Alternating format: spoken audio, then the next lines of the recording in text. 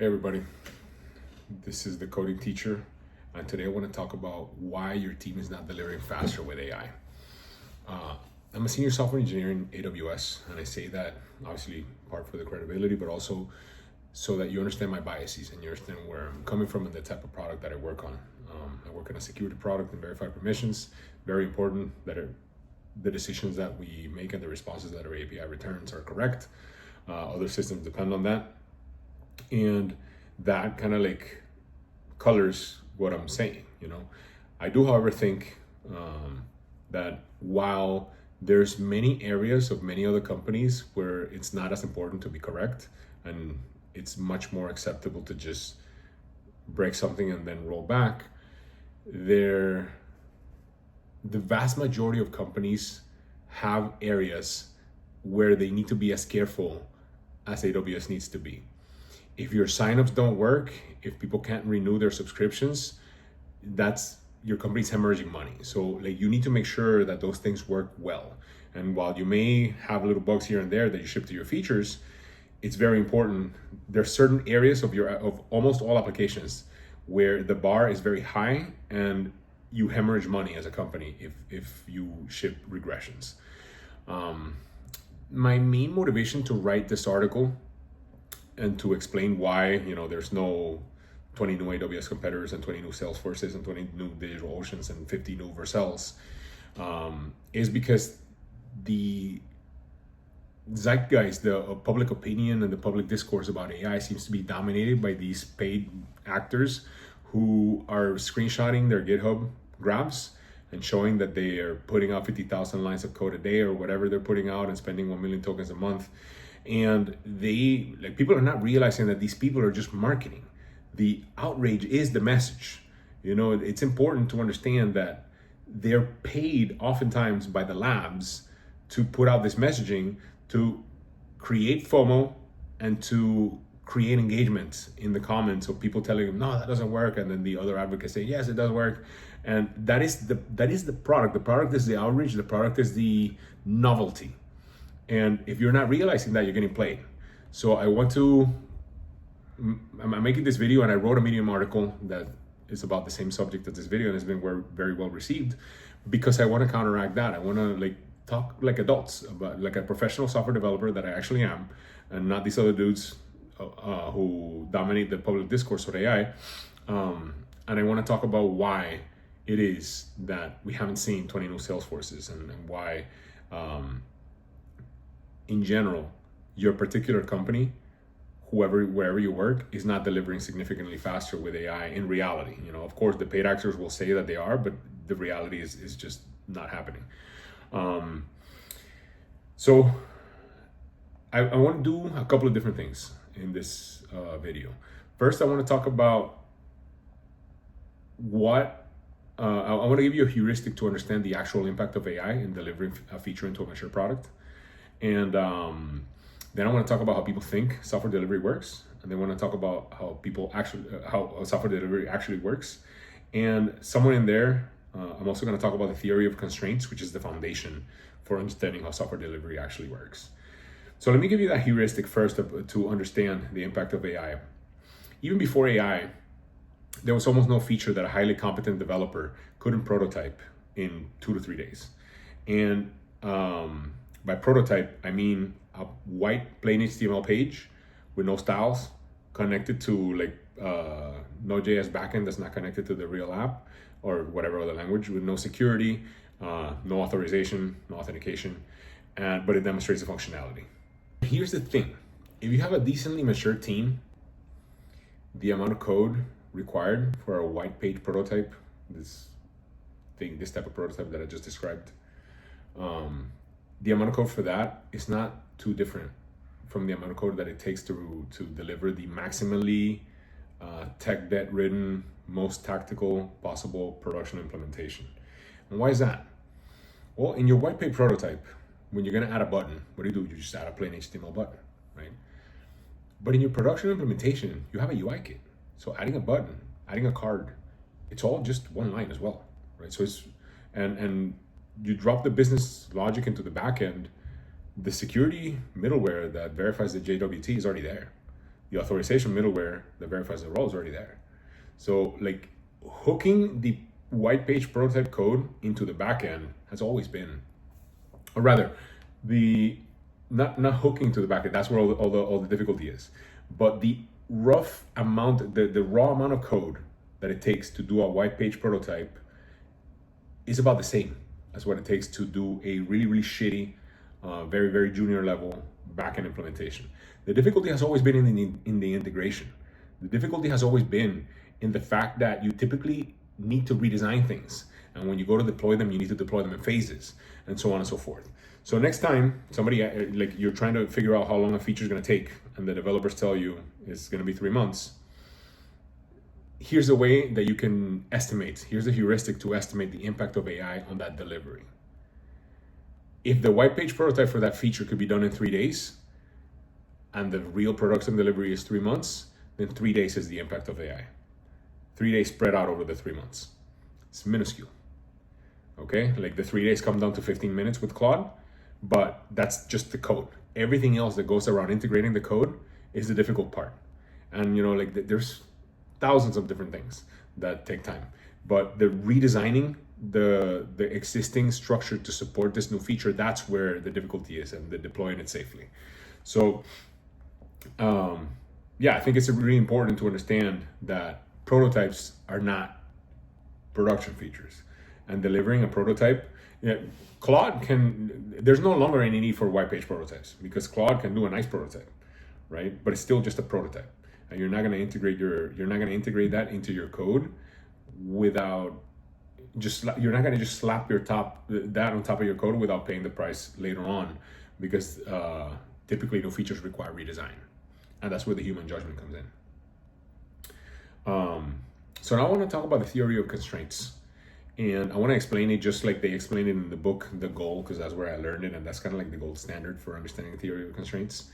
And in that book, there's the protagonist, Alex,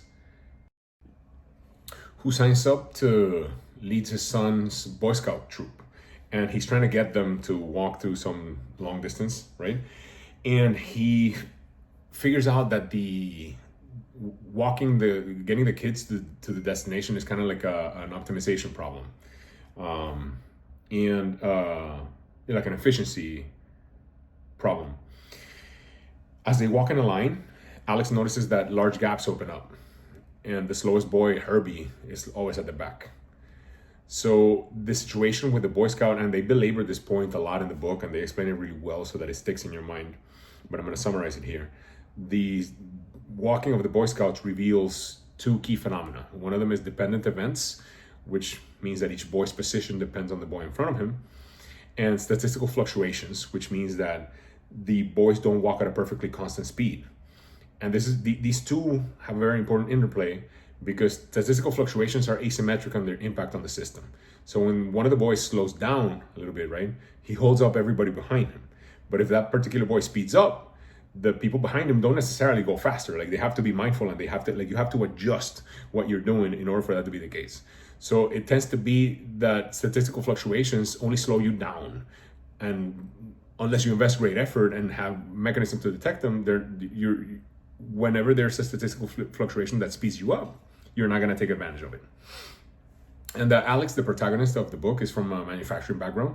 So from his frame of reference, efficiency also matters a lot. And efficiency refers to not having, in the case of the kids, not having large gaps between the kids. Because large gaps between the kids, if you think of the factory analogy, would be like having a lot of parts that are just laying around. So like a machine puts out a bunch of parts, and if there's a lot of buffer of parts between the production line for a particular finalized product, that means that you wasted a lot of inventory and that you have a bunch of unfinished stuff. So it's like money that's sitting there, not earning an ROI. So in the Boy Scout situation, to improve efficiency, the first thing that Alex does is moves Herbie, the slow kid, to the front of the line. And that fixes the problem of having gaps between the kids, but now all the kids are bored, and the line is moving too slow, and they're not going to make the destination that they need to make on the time that they need to make it. So what he does next is he figures out that Herbie is carrying like 50 pounds of nonsense in his backpack, so he spreads out the load between a bunch of the other kids, and now Herbie can walk fast, and now the whole troop moves fast with Herbie in the front. And I think the book is really cool too, because it also does something. It's like a metacognitive thing that it does, where Alex sees this example, figures out with the Boy Scouts, and then goes try to apply it in the factory and has all sorts of difficulty. So it takes him months to actually be able to apply these two principles, which is like, hey, look, let's behold everybody's work to the bottleneck, and let's make the bottleneck faster. And that's how we actually move the troop faster. Those are the two principles of making any complex system faster. Those are the two principles, and that's going to apply to software engineering. I'm going to talk about it a little bit more in a second, but those are the two principles of making any system move faster, produce faster. But he struggles tremendously to apply them in the context of the factory. And that just speaks to the fact that true elite performance never ever comes from a 10-step checklist. It comes from being focused on results and relentlessly pursuing improvement. And I guess that's where I'm going to lose a lot of the people that care about and listen to the Peter Steinbergers and Boris Cherny's of the world, because they're looking for quick fixes. They're looking for, hey, which Claude skill am I going to download that's going to unlock my 10x productivity? And that's just not how anything works in life, man. That's just how morons think things work. And snake oil salesmen, there's always an abundance of people selling snake oil to morons, because morons are willing to buy quick fixes. So now let's talk about how people think software delivery works. People think software delivery works in terms of a feature. Like we're gathering the requirements of the feature, planning what we're going to build, designing the UI or whatever. Then we're going to understand how the code is implemented. Then we're going to design the implementation and integrate the new feature into the existing code and redesign the existing code base to support the new feature. Then we're going to test it. Then we're going to, whether it's automated testing or releasing to staging or whatever, we're going to test it and then we're going to deploy it. That's wrong. Although all of those things are true and they do happen, that's not how software delivery works, and it's completely irrelevant to how software delivery works. It considers a single change. A single change means nothing. It's like thinking that the Boy Scout troop getting from point A and crossing the mountain and crossing the river and to point B is about one kid putting one foot in front of the other. Useless. That's not at all how to improve the travel time of the Boy Scout troop. And that's because this single feature linear thinking ignores defect rates and ignores the interaction of multiple value streams delivering into the same CI pipeline at the same time. So what happens when there's a defect, and I have a simulator that I'm going to link in the description of the video below so that you can very easily visualize this, is that let's say that your defect rate is fixed at like 2% or whatever, right? Or whatever it is. It should be much lower than 2% ideally. When you deliver code super fast, you're going to have all of these changes batched up in your staging environment. With a fixed defect rate, the probability that one of those changes is going to have a defect is very high, right? It goes higher and higher the more changes there are. So let's say that there's a defect. Now, while waiting for the fix in staging, other value streams are still delivering stuff, right? And one of those is going to have a bug. So the result, even with a relatively low defect rate, with enough speed, the result is that you have this vicious cycle where you don't actually end up delivering anything. Changes end up getting piled in staging, and you don't actually ever release to production. And that's why in the old days, before we learned better, before we understood that changes have to be small, that batches have to be small, that we have to shift the quality left, people used to have code freezes. People used to deliver into staging, deliver, and they had, okay, so here's the scope of the release. You can keep working on other stuff, but you're just not going to merge it into the staging environment. And now we're going to QA for a couple of months, and then we do this big release. This is how stuff used to work in, like, I don't know. Depending on where you worked, it probably still works like that for some of you. But I mean, it's a very antiquated way of delivering software. And we figured out that delivering small changes and shifting the testing to the left, having automated tests, automated unit and integration tests, and if all of that runs before it hits the CI pipeline, is the best, right? Like if you have your integration tests running in CI before the code is merged, that's the best, because then the defects are caught there and they don't affect the release train that's going on. So anyway, people think software works linearly. It doesn't. There's a bunch of linear streams merging into the same funnel, which is the one main branch that actually gets deployed. And the constraint of the system is that funnel, the main branch. So that's how theory of constraints applies. That's your funnel. So in order to make your funnel better, AI can be tremendously helpful.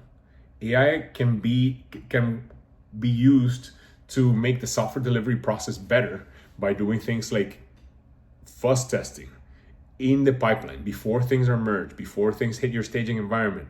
Move it as much to the left as possible. If your system is too complicated, right? This is a thing that happens very often. Your system might be too complicated, and then as a result, you wait until things are merged into staging to actually test end to end. AI can help with that. AI can build in-memory fakes of whatever downstream dependencies you're using, and then you can move the testing left again. Performance regressions, non-functional requirements are super important because AI tends to get them wrong a lot. It tends to forget to do the database because it doesn't think, right? It tends to forget to do the database indices. It tends to do things that perform terribly. So having benchmarks, you'll have benchmarks in CI, right? That's another way that AI can. So like the way, if you think about AI as a way to shift more and more of the quality left and do the things that you didn't have the time or expertise to do before, more types of testing, property testing, mutation testing, maybe even an Oracle test. So you can have a very simplified implementation of your system and then do integration tests where you test your real system against the Oracle and compare the results. This type of stuff is what's actually going to allow AI to speed you up. And, in conclusion, I'm a huge AI advocate. I write about 90% of my code with AI, and I use AI some way or another for everything. It really bothers me to see such a transformative technology be used so poorly. When people just want to eat out more and more slop, supposed production feature code, and they think that's actually going to be sustainable in the long term, that bothers me, because a lot of us, like every one of you who's a professional engineer who works in a real company with real users, you're seeing that that's just not possible. Like the bill of not understanding the code comes due, and then all you have is fire drills. And we've known about this for forever. Like it's like people are trying to undo decades of improvements in CI methodologies and improvements in our understanding of delivering software just because AI can shit out a prototype really fast.